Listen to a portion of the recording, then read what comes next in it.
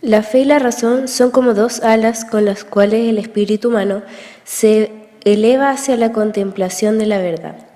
Tanto en Oriente como en Occidente, la humanidad tiende a encontrarse progresivamente con la verdad y a confrontarse con ella, ya que constantemente se ve envuelto en la interrogante sobre el sentido de las cosas y su propia existencia. ¿Quién soy? ¿A dónde vengo? ¿Y a dónde voy? ¿Por qué existe el mal? ¿Qué hay después de la vida? Estas preguntas se encuentran tanto en nuestra actualidad como en los textos sagrados y filosóficos, y son preguntas que tienen su origen común en la necesidad de buscarle sentido a las cosas, y tal respuesta depende del sentido propio que le demos a la existencia.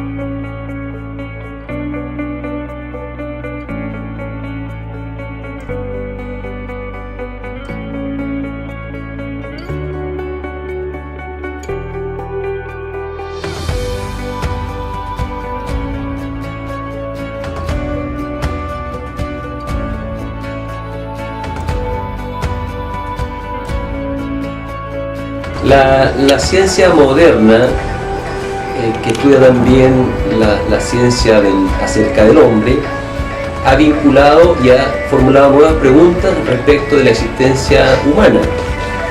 Y ciertamente el punto de vista de sus estudios está centrado en el hombre, otorgándole gran poder, digamos, a esta existencia del hombre por sí mismo. Y entonces la fe le otorga a ese estudio la profundidad y la complementariedad del hombre en razón de Dios. Cuando se estudia al hombre separado de Dios, tenemos la posibilidad de caer entonces en un absolutismo, por ejemplo, en que todo se centra en torno a lo que hace el hombre y la razón. Y por eso para nosotros, para la Iglesia, es importante que no se desvincule en el estudio de la razón, en el estudio del devenir del hombre, en cuanto a que el hombre y Dios permanecen unidos. Y de allí entonces hay una riqueza que favorece tanto al estudio de Dios como al estudio del hombre en la nueva sociedad.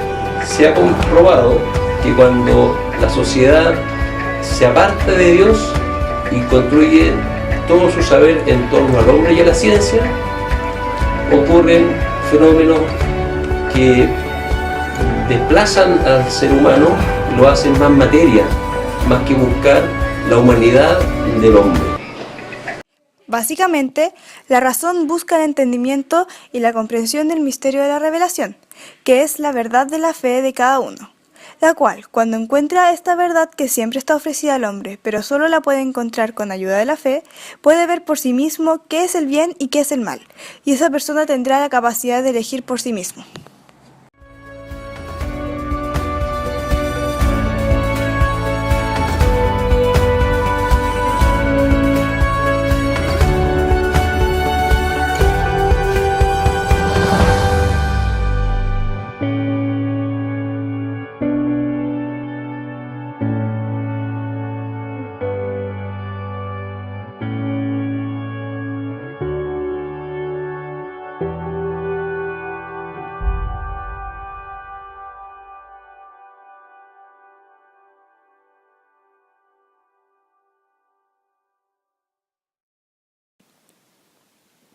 Existe un encuentro en el origen de nuestro ser como creyente.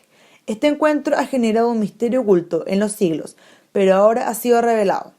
Dios, como fuente de amor, quiere darse a conocer y que el conocimiento que el hombre posea acerca de él culmine cualquier otro conocimiento verdadero sobre el sentido de la propia existencia que la mente humana ha sido capaz de alcanzar.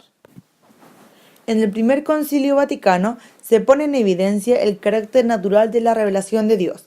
Además, explica que además del conocimiento propio de la razón humana, existe un conocimiento que pertenece a la fe. Por otro lado, expone que la verdad alcanzada por la reflexión filosófica y la verdad que proviene de la revelación no se confunde ni una superflua a la otra, puesto que el orden de la razón proviene de la filosofía y las ciencias. En cambio, la fe es guiada por el Espíritu. En el Segundo Concilio Vaticano se expone el carácter sálvico de la revelación de Dios. Esta revelación se realiza por medio de obras y palabras, las cuales están ligadas entre sí, ya que las palabras proclaman las obras y explican su misterio. La revelación de Dios se inserta en el tiempo y la historia. En cambio, la encarnación de Jesucristo tiene lugar en la plenitud de los tiempos. Por otro lado, la Constitución Dei Verbum plantea que la verdad que Dios ha comunicado al hombre sobre sí mismo y sobre la vida se inserta en el tiempo y en la historia. Por eso, la presencia y manifestación, obras y palabras, signos y milagros, muerte y resurrección llevan a plenitud toda la revelación. Además, enseña que la historia es para el pueblo de Dios un camino que hay que recorrer entero, de forma que la verdad revelada exprese sus contenidos gracias a las acciones del Espíritu Santo. Así pues, historia es el lugar donde podemos constatar la acción de Dios en favor de la humanidad. Finalmente, la Constitución Gaudium et Spes afirma que la verdad expresada en la revelación de Cristo se abre a todo hombre y mujer que quiera acogerla como palabra válida para dar sentido a la existencia.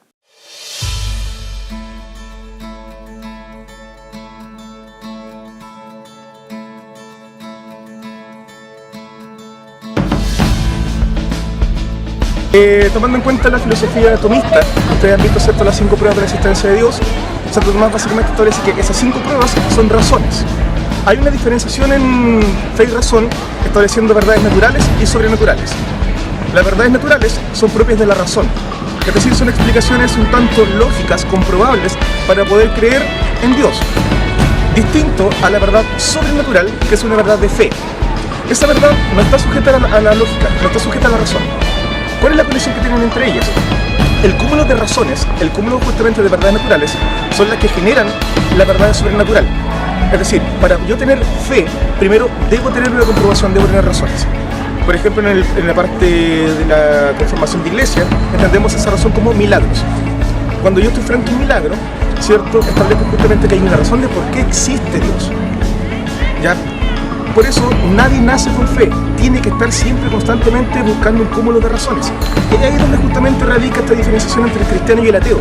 Que el ateo, ¿cierto?, busca una razón que sea extremadamente lógica y comprobable, ¿cierto?, frente a la existencia de Dios, mientras un creyente establece solamente que es una relación de manifestación frente a sí.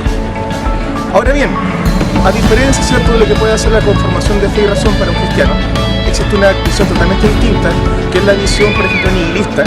Básicamente se entiende como una visión atea, de establecer básicamente que la fe no es nada más que algo ilógico. Incluso cae hasta una relación de esquizofrenia según Freud. El malestar de la cultura establece, ¿cierto?, que no es nada más que una proyección de esquizofrenia.